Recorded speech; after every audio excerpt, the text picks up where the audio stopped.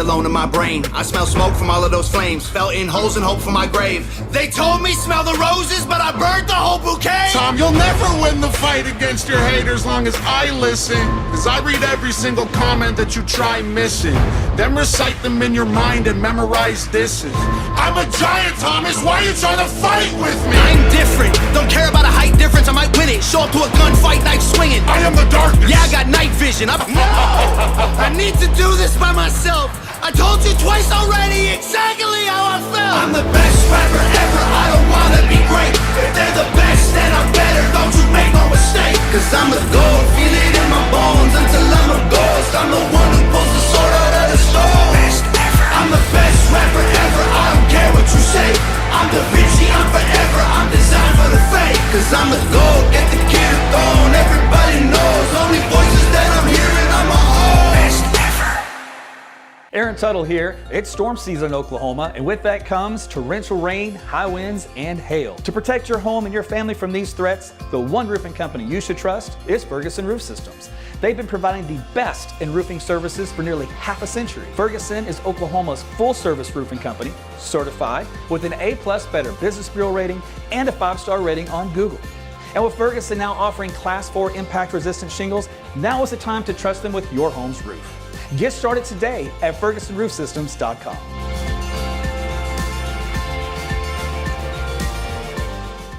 It's one of those days, don't know why, I don't feel okay. Hey there, Meteorologist Aaron Tuttle here with you. It is about 9:20, and it's been a minute since we last spoke like this. So I do a little live here. We do have a little bit of weather changes to come up when it comes to storm season, so we're going to talk about that. So if you haven't read my blog, I posted a couple days ago that kind of gave you the overall big picture. Today we're going to get a little bit more look into the fine details of some things. So currently should be able to be broadcasting here on the main Facebook page. Yeah, it looks good. On the Patreon page, the group page, let's see if that's going. Having to change some things in the software. Yep, that looks like that's going. Okay, that's good.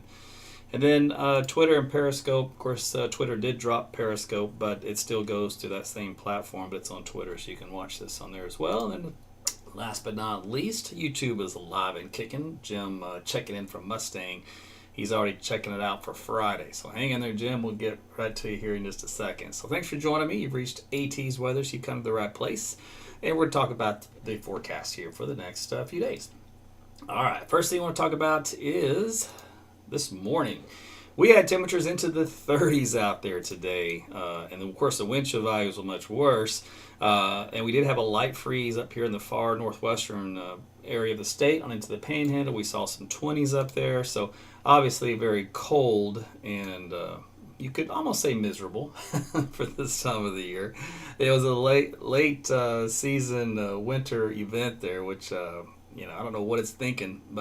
You guys up there in eastern Oklahoma also, though, there was a couple of areas here near the Arkansas border that did get to the freezing point. So very cold day out there overall in general. Things rebound a little bit for the afternoon, but they'll be going back down again tonight. Matter of fact, here's a look at the National Weather Service highlights here, which does show temperatures into the low 30s, even some upper 20s out there across the state. So this is your final reminder. If you haven't done it yet, you've been living under a rock, that your vegetation needs to be protected out there if you got a bunch of sensitive plants and stuff.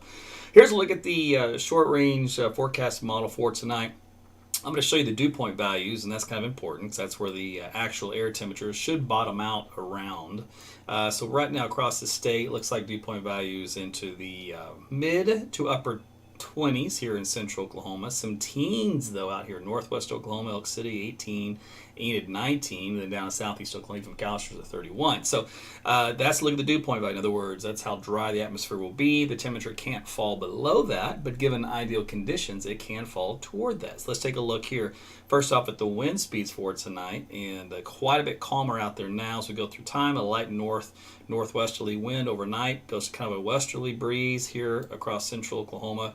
So kind of a northwest wind down here in the southern Oklahoma, but only about 5 knots. That's nothing. Very, very light winds. Okay, that's not going to save us. In other words, it doesn't mix up the air. It allows the air to settle. Only thing left now to keep temperatures from bottoming out is cloud cover. So let's take a look at the latest on that. So the model data does have some clouds streaming into northwest Oklahoma around 3 and 4 o'clock in the morning, moving into central Oklahoma. So there you go, 6 a.m. So right around when temperatures should bottom out, which is always right around the 7 o'clock hour in the morning. We do have quite a bit of cloud cover that's moving in across the western half of the state. So that will save Oklahoma from a very hard freeze tonight, where those dew point values are in the teens. In other words, it will not get that cold. So that's good. Cloud cover's coming in, at the last minute here to kind of help save the day a little bit as far as anything too brutal. Now, the actual temperatures, the models take a stab at that as well. They try to highlight the low-lying areas and the valleys of the best potential to really see that cold air. And you can see here in central northern Oklahoma, it's got some blue intermix, which is right around 30 to 32 degrees. Where you see the white, you kind of come up with them upper 20s. So you do have kind of a mixed bag here, especially the coldest, hardest hit, most likely tonight will be in this section of Oklahoma. So let me pick another color because I did not like that color. So let's go this color here. So parts of Oklahoma City, the back up to Tulsa, this kind of in the sweet spot here is where we'll probably have the coldest temperatures of the night because its dew point values will maxed out along with the light winds and clear skies. Whereas out here, the cloud cover should help to moderate temperatures a bit. And you can almost probably see that if I go back in time. So yeah, if I go back in time at 4 or 5 o'clock in the morning, it's actually colder in Elk City than it is at the 7 o'clock hour. All right, so that's like the influence of the clouds out there. But regardless, if you live out there in Oklahoma tonight, you're just going to want to go ahead and hope the plants survive if they're on the tender side. Now, let's look at the cold weather. Now let's talk about severe weather. So I mentioned my blog. We probably see some marginally severe storms with just enough instability sneaking back in here from Texas. Here's a look at the National Weather Service graphic for Friday, and they're talking about damaging winds and hail possible with that.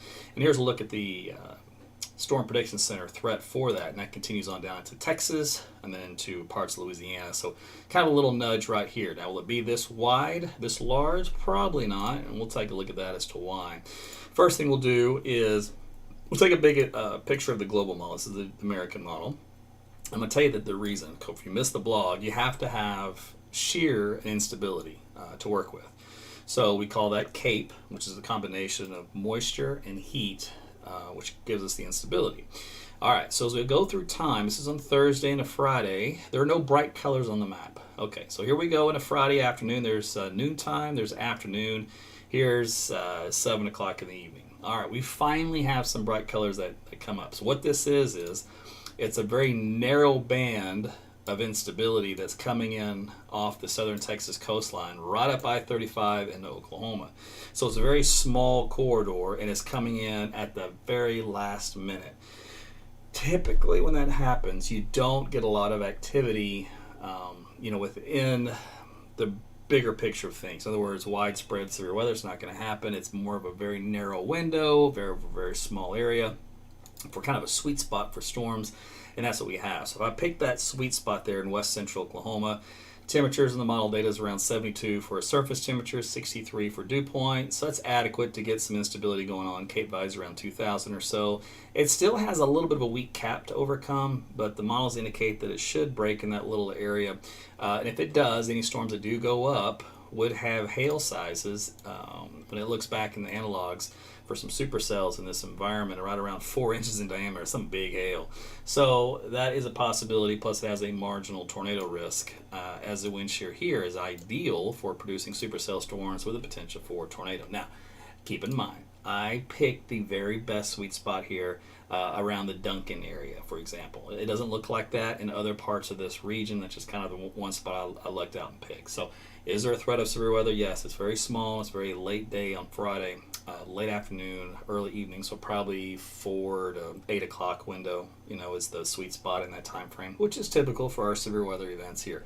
Okay, so that's on Friday, and I'll keep an eye on it for you. If we do look like we'll see tornadoes, I will let you know. I'll do a live broadcast. As we head into Monday and next week and into Tuesday, look what happens here. By the way, we're looking at a global model, so we'll look at the mesoscale model here in a minute, so we'll see how it jives with Friday's outlook. So don't put all your eggs in the GFS basket here for Friday. All right, so here is Tuesday, midday into mid-afternoon. a very narrow, even weaker attempt at getting some of that moisture up here along I-35 into Oklahoma as the next system works through. So that's not looking all that impressive, but things can change. There's still several days out, but it's nothing to get too excited about at this point in time. Later down the line, later, we're talking May now. So this is May 2nd. We do have a better region of instability. You can see it's over a larger area of Texas now, working in Oklahoma. So that's more like it, and it is in May, so it should be there. The fact that we don't have that already, trust me, you'll be happy. Because when you get this type of a mixing ingredients, you get the storms typically. So if you don't have this to start with, you can't get storms. Now we go through time, it's gone again. So we have very limited rounds of severe weather potential, just basically 3. They're not even all that great between now through the 5th of May. Embrace it, that's all I can tell you. All right, so let's take a look at the short-term high-resolution NAM model. We're going to see how well it decides we're going to have some instability in here to work with for Friday. All right, does it go through far enough in time? It may not be in yet. Nope, it only goes to Friday morning, 4 o'clock. Lame. So it's late to its own party. Is the other one done? No, it's just moving in slow tonight. Okay. Tell you what, we'll get back to that here in a second then. First thing we'll do is show you the temperatures over the next few days. Now we are finally going to feel more like spring in the afternoon as we head into Sunday, Monday, and Tuesday. So we'll have temperatures in the 80s to upper 70s. It's going to feel nice. So I love this type of weather here. Actually, Friday and Saturday temperature-wise isn't bad. It's just a little different on the humidity profiles. Overnight lows, like I said, we get past tonight and things are much better. You don't have to worry about protecting the plants so much unless you have those that are sensitive around 50 degrees or less. You might want to bring those in the garage. And then on to next week. After that, temperatures back into the 70s. Overnight lows looks like low 50s into the early part of May. Now, when that next big storm system comes in, May, 1st, 2nd, somewhere in that time frame, temperatures will fall after that to back into the 40s. So I'm not guaranteeing you be done protecting those plants, for the sensitive ones.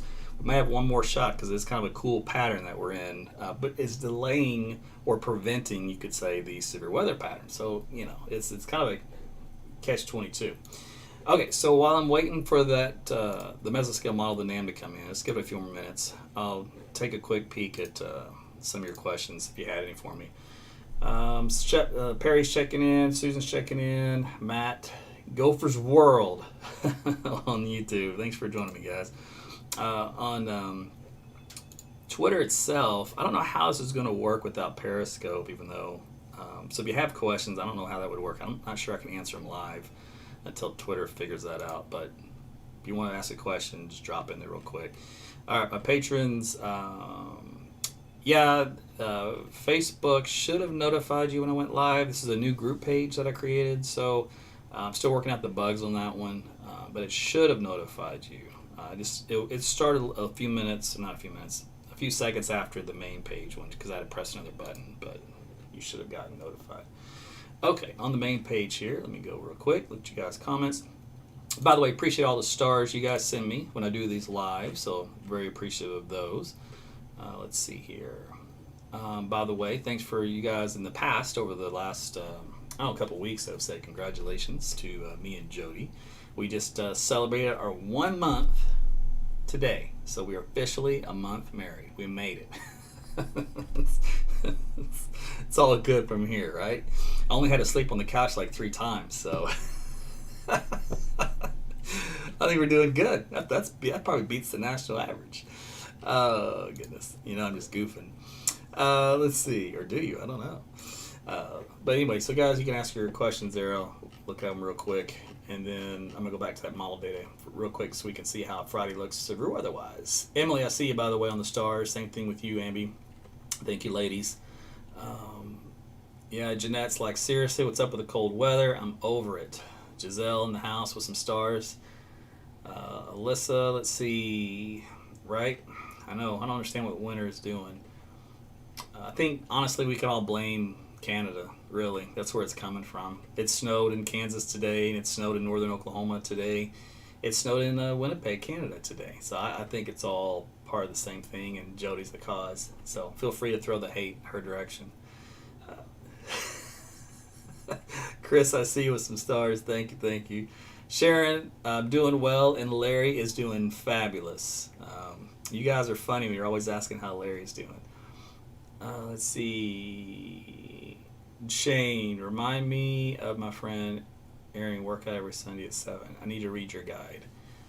Yeah, so if you have my diet guide, Shane, obviously you need to check it out again. It's very easy, Cliff Note style, and I make it very easy to lose weight. So simple, so fast. If you're interested in that, you can go to my website. It's aarontuttle.com. There's a store tab. You can click on that. You can pick it up there.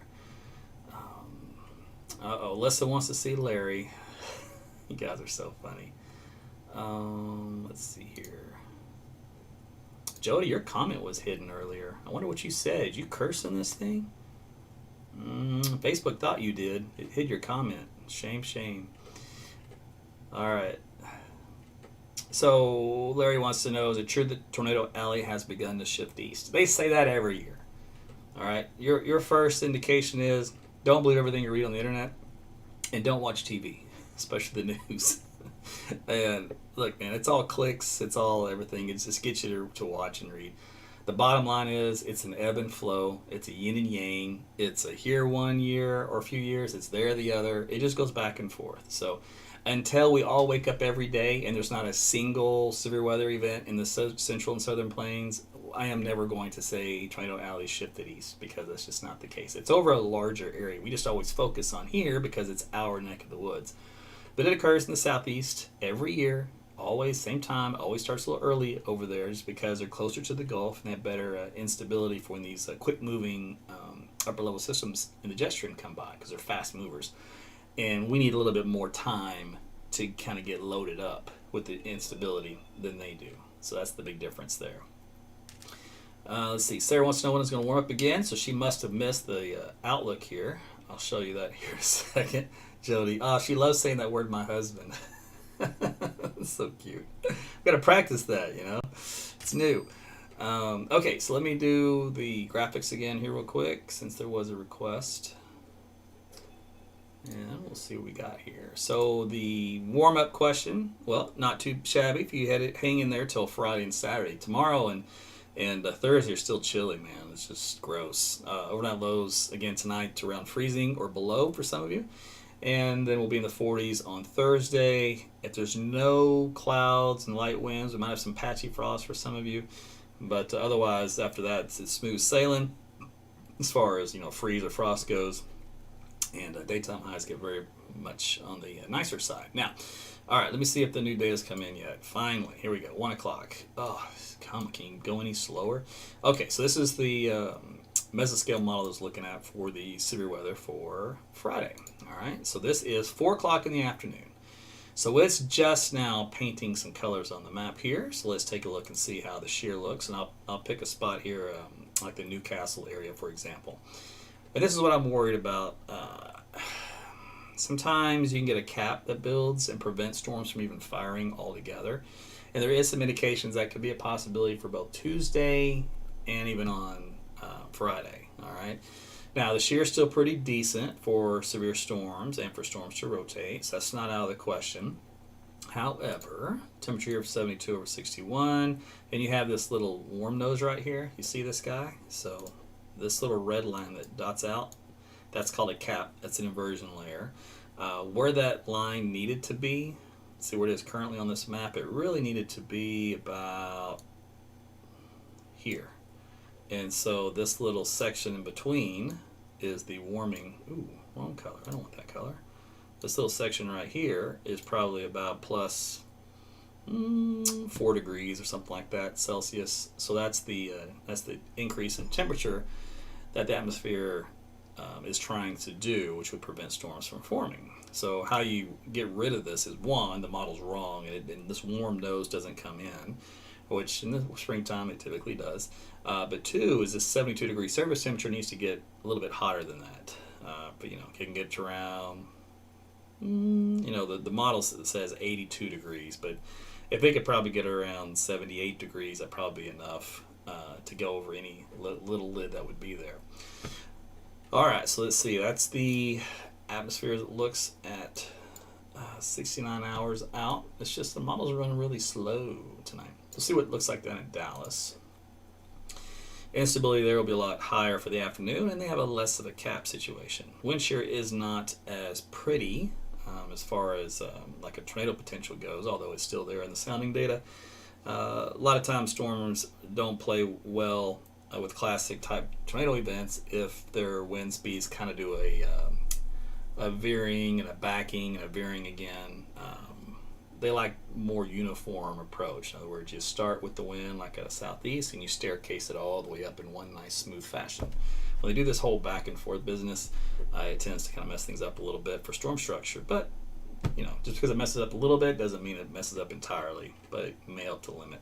But regardless, that is a sign for some potential severe weather down in the Dallas-Fort Worth area on Friday afternoon and early evening. Okay, so new data's finally come in. So here we go. We got the sweet spot here we talked about earlier. Right about the Newcastle area, Cape Value's up around 2,600.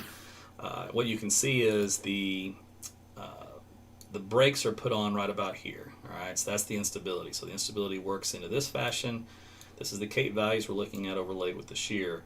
And you're going, why is it not up in northern Oklahoma? Well, that's because there is another cold front coming in on Friday. Now, this one isn't like the last, so don't get too excited.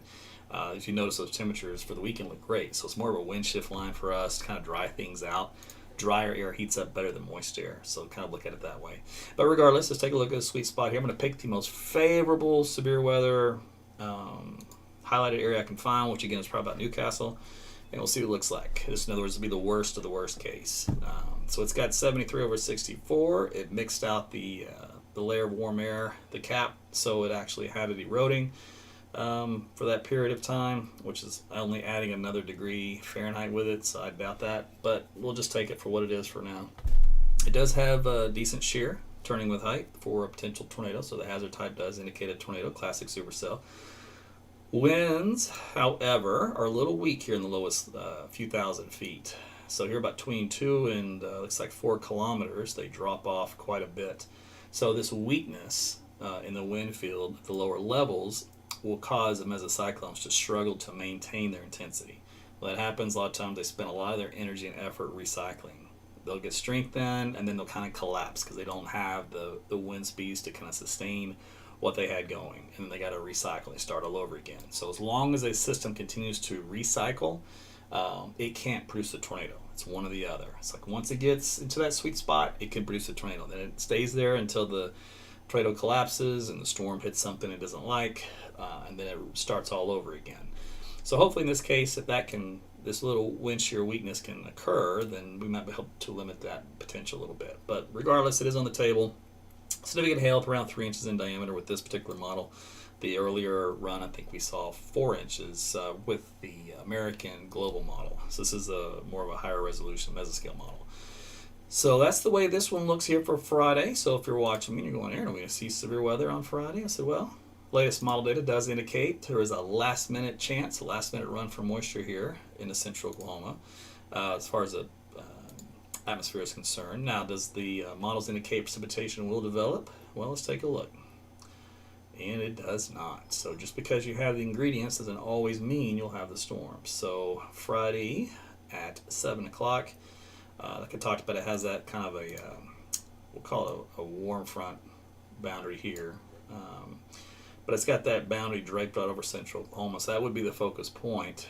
But notice, remember how I told you eroded the cap just with adding 1 degree at the surface, and I didn't buy that? This output tells me that it's goofy, that it should have kept the cap on the sounding forecast because it's not producing any storms along it. In an uncapped atmosphere, it would have bubbled up with severe storms all over the place, and it's not doing that. So, something to watch. I'm not overly concerned, but we shall see what happens with time. By the way, a tale of 2 states on Friday, and what I mean by that is temperature-wise. Let's take a look here. So here's Friday afternoon, 6, 7 o'clock. You got 70s south of I-40, and you've got 50s and low 60s north of I-40. So the state will be split in half as far as whether or not Friday is a nice, pleasant day or not.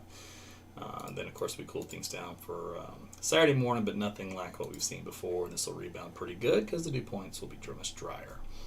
All right, so that's just what I kind of wanted to hang in back with for you guys that hung in with me. Just kind of take a peek at how the severe weather looks. When I normally do these broadcasts around 9:15, that was before the daylight saving time change. Now that we've sprung forward an hour, the model data comes in about an hour later than normal. So in the past, in other words, it's about 9:30 now is when it kind of starts to trickle in. So if I go on any sooner, I have to wait for the data to come in. So if I go on later, it means you guys have to stay awake a little bit longer. So it's just whatever. It's one or the other. So if you see me come on a little later, like a 9:45 or something for the rest of the spring, you'll know why. I got to wait for the data to come in, and I'd rather look at it before I talk to you so I can get it done quicker. But sometimes I have to look at it on the fly because that's just the way it goes. And then we kind of go from there. All right, I believe I've covered everything that I wanted to visit with you on tonight. So I want to thank you for joining, for watching, liking, sharing the video. As I told you before, the more you interact, the more you like, share, comment, the more Facebook rewards you by telling you, oh, you must actually want to see this content, therefore we'll show it to you on your news feed or on your notifications when you select to go live. So when that happens, Facebook will say, okay, we'll do that for you this time around. Now, I will not do that for you every time around because it's just the algorithms, but if you want to help the system in your favor, then you need to be more interactive, and then Facebook will think, okay, I'll show you some more of this content. All right. So that's what you can do. All right, listen, I'm going to get out of here. I think that's everything I want to talk about for now. When it comes to Friday afternoon, I'll probably do another live update, maybe around lunchtime during the day, just to kind of see how the weather's looking. And then in the afternoon and evening, if it looks like tornadoes are going to occur, I'll cover those. And let's see, I might try to do live for you here Thursday night. So we're still kind of, plenty of time to see how Friday's going to work out. I mean, we're still early in the game, so a lot of this may change, maybe less severe, so to where nothing happens at all. It can go that way as well. All right, you guys have a great night, and we'll talk again soon. Sleep well.